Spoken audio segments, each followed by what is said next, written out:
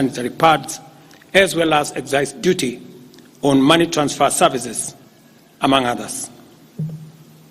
The additional tax measures we had proposed in this year's finance bill were to raise money in the tune of 346 billion. When the concessions were made, subsequent to public participation that was undertaken by Parliament, that came down to 200 billion. I had made this proposal taking into account our situation and the priorities that are there. I want to thank the members of Parliament seated behind me and those who voted yes for identifying the priority areas of our nation. Because when I made the proposals to Parliament with my cabinet, we had certain critical priorities for the nation. Number one is our agriculture. We did make recommendation, and part of the money we were going to raise from the finance bill was 10 billion shillings that will go to fertilizer subsidy, 18 billion shillings that would go to making sure that junior secondary school teachers, 46,000 of them would be confirmed on permanent and pensionable basis. We are very clear in our minds that education being the greatest equalizer, no child in Kenya should go to a school where there is no teacher or where there are no adequate teachers. It is because of that reason that in this finance bill also we had committed to hire an extra 20,000 teachers. We also had envisioned, because of the program of last mile connectivity to homes, especially in rural areas, we had committed 14.5 billion shillings, 50 million for every constituency for the last mile connectivity. Because we realize that there are many people who today cannot go to hospital because they cannot afford, because they have no health insurance. We had committed 6 billion shillings to operationalize our universal health coverage plan that would make it possible for every citizen to have a health insurance, those who cannot afford to be paid for by the government of Kenya, and to also operationalize the chronic illness fund that would make it possible for those who suffer from cancer, diabetes, hypertension, to be able to go to hospital, be treated, and go home without being asked for any money. We also had planned to put in money for our coffee farmers to retire the heavy debts that are bedeviling our coffee farmers. We also had allocated money for our sugarcane farmers to make sure that our sugarcane farmers get out of the debts that they're in. We had also committed to our milk farmers 2 billion shillings to make sure that every farmer is paid a minimum of 50 shillings per litre, to make sure that these farmers very hard-working citizens of our nation get a fair return for their hard work and for feeding our nation. And that is why I commend these members of parliament for agreeing with us that all the priority areas I have mentioned were the right priorities to be funded. And by so doing, they supported the proposal to incorporate also the views of the people. These members of parliament came back to us after they went to listen to the people of Kenya. And they came back and reduced the budget on their own by 146 billion shillings. Notwithstanding all these concessions, it has become evident that members of the public still insist on the need for us to make more concessions. And because I run a government, but I also lead people, and the people have spoken, I am grateful to all the members of the National Assembly who voted yesterday affirmatively for the Finance Bill 2024 as amended on the floor of the House to incorporate the views generated through public participation. And following the passage of the bill, the country witnessed widespread expression of dissatisfaction with the bill as passed, regrettably resulting in the loss of life, destruction of property, and disintegration of constitutional institutions. On my own behalf,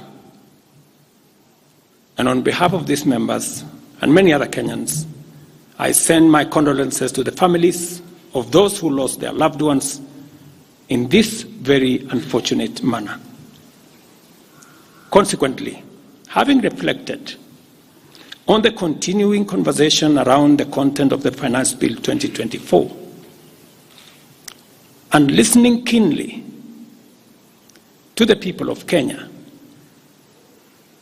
who have said loudly that they want nothing to do with this Finance Bill 2024, I concede, and therefore I will not sign the 2024 Finance Bill, and it shall subsequently be withdrawn, and I have agreed with these members that that becomes our collective position.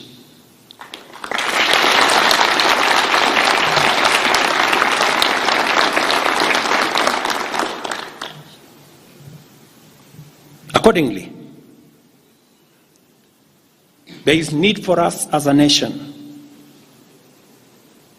to pick up from here and go into the future. And I am therefore proposing that because we have gotten rid of the Finance Bill 2024, it is necessary for us to have a conversation as a nation going forward. How do we manage the affairs of the country together? How do we manage our debt situation together? How do we work on the budget with the deficits that now exist together? And as I committed last Sunday, I will be proposing an engagement with the young people of our nation, our sons and daughters, for us to listen to them. As I said on Sunday, listen to their views, listen to their proposals, their ideas, their concerns, and what they think we should do better as we go forward. I am also recommending a multi-sectoral, bipartisan, multi-stakeholder engagement from civil society, religious organizations, professional bodies, for us as a nation to speak to the future of our country, again, together. And this will be on matters that are contained in the bill and matters that the people of Kenya have canvassed in the conversation that has been going on. In this regard as well, I am directing for immediate further austerity measures to reduce expenditure, starting with the Office of the President,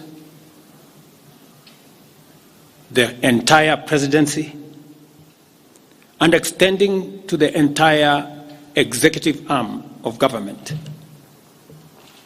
Operational expenditure in the presidency be reduced to remove allocations for the confidential fort, reduce travel, hospitality, purchase of motor vehicles, renovations, and other expenditures. This will cover the entire presidency and also the executive arm of government. I also propose that equally, Parliament, the judiciary, and county governments, working with the National Treasury, also undertake budget cuts and austerity to ensure that we do live within our means, respecting the very loud message that is coming from the people of Kenya.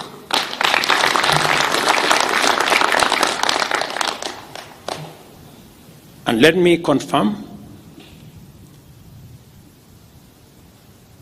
that I have discussed with many stakeholders.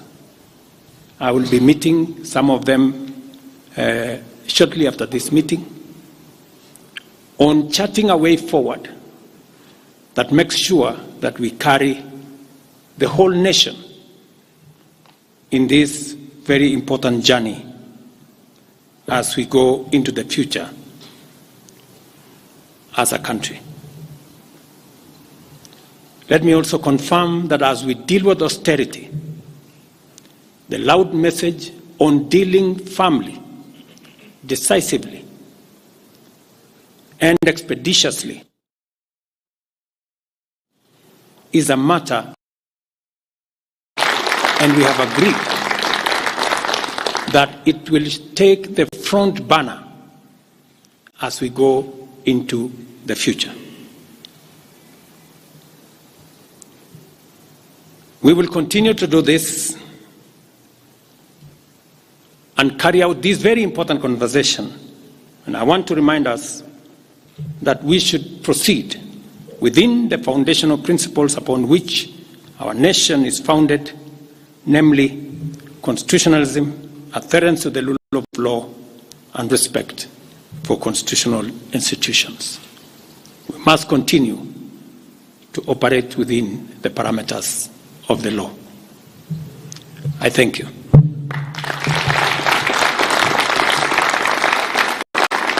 I will take a few questions, 3 questions to be specific. Thank you, Your Excellency. And the first question will start with Elizabeth Mutuku from TV47. Good evening. My question is on young leaders from the Gen Z generation who were abducted yesterday and the day before yesterday. What happens to that? Second, there were young people who were killed during the demonstrations. What do you speak of that as the head of state? Thirdly, how do we move forward on the budget cuts, especially now that you've said that we're going to have austerity measures, yes, but how then do we secure development? Thank you very much. Please. No, it's okay. So I have said young people, 6 to be exact, 6 people yesterday lost their lives. Very unfortunately, they shouldn't have lost their lives. And I have said it is a very unfortunate situation. I wish that would not have happened. And there is a framework that will make sure that those 6 Kenyans who died yesterday will be accounted for. Number 2, I did promise the country that there will be no extrajudicial killings going forward. And ever since I came into office, there is not one incident of extrajudicial killing. What you said about abduction are statements that were attributed to some of our civil society groups, but all the people they mentioned have since been found in police custody, and those that were already processed were already released. On the matter of development that you have said, minus the finance bill, it means that some of the development programs amounting to 200 billion shillings, we will have to cut down, to delay them. They will have to wait, some of them, for next year. We will try it again. We will try next year to find some money. Some of them we will have to cancel, because that's the nature of things. And it is because the people of Kenya have spoken loudly that they want a leaner budget for us as a country. Question number 2. We'll take the next question from Busara, K24. Naam, swali langu la kwanza ni wazi kwamba matumaini ya vijana wa Gen Z na baadhi ya Wakenya kwa wabunge yamepungua kabisa ama hata yamepotea. Kwa hivyo kama rais, unachukua hatua gani kuhakikisha kwamba tunawahusisha vijana katika maamuzi muhimu, hasa katika masuala ambayo yanalenga taifa ama ujenzi wa taifa? Swali lingine, je, utahakikisha vipi uwazi katika mpango wako wa kupunguza matumizi serikalini? Maana umesema kwamba kuna austerity measures. Je, kutakuwa na transparency? Na swali la mwisho, ningependa kujua kama pengine kutakuwa na fidia kwa wale ambao walifariki, ama hususan kwa familia kwa wale ambao walifariki hapo jana, na je, serikali itasimamia malipo ya wale ambao hospitalini hivi sasa wanapokea matibabu kutokana na majeraha waliopata hapo jana? Asante. Thank you very much. About 214 Kenyans were involved in various skirmishes, and many of them went to hospital. 95 of them were treated and released. Some of them, I think one is still in ICU, and others, I think 14, the minister is here, are still in hospital. But majority of them were treated and released yesterday. As I have told you, on those who lost their lives, there will be a mechanism of how they will be accounted for. On the young people whom you have said, how do we listen to them? Let me say the following. Number one, I did make a very clear, determined program to create opportunities for young people to work. It was in our manifesto. It is in my plan. As I talk to you, 3 of the programs are going on. The housing program today has 160,000 young people working as engineers, as architects, as quantity surveyors, plumbers, masons, carpenters, artisans, transporters, accountants. We have 160,000 young people working, because I did take the decision that if we don't deal with millions of young people out of school, out of college, who have certificates and they don't have jobs, they will soon become a very big challenge for us as a country, as we are witnessing at the moment. All the young people you see, they are looking for opportunity. They are looking for jobs. And that is why our housing program, once it is fully rolled out, we will have a minimum of 500,000 young people working in our housing program. Number two, I have been very clear on making sure that additional to our housing program is our digital infrastructure, the digital superhighway, the digital hubs, and the whole ecosystem of what we are doing in creating digital jobs.